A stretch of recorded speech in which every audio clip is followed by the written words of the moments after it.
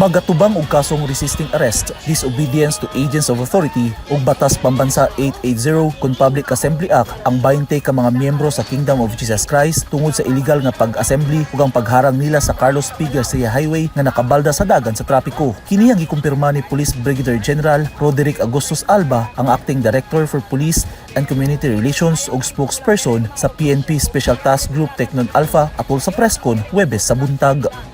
Yung pong sagot, nasusugatan yung ating kapulisan in the performance of their duties. Kailangan exercise ng maximum tolerance. Yun po ang sacrifices din.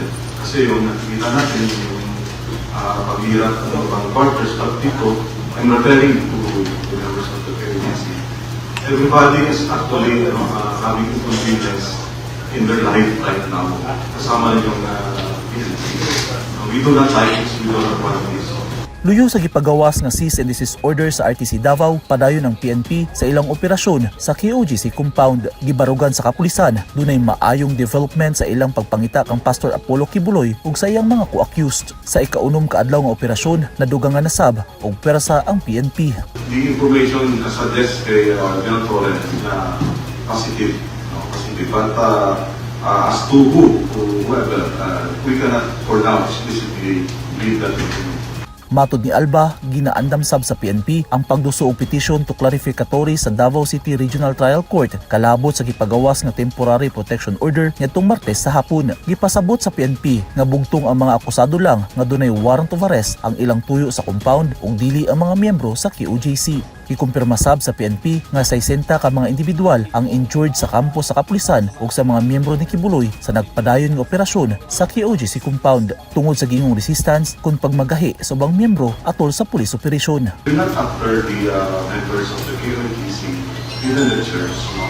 Dahil we respect it. Ang amin po ay pinapatupad po yung pag-implement ng valid warrant of arrest from the court. Pero gibarugan sa legal counsel sa KOJC na si Attorney Israelito Turyon na tungod sa police operation dunay naangin nga kinabuhi ug mga naangol. Hindi 7 ang namatay, magpasalamat po tayo sa kay Allah Subhanahu wa Ta'ala kasi hindi pala 7, isa lang, no.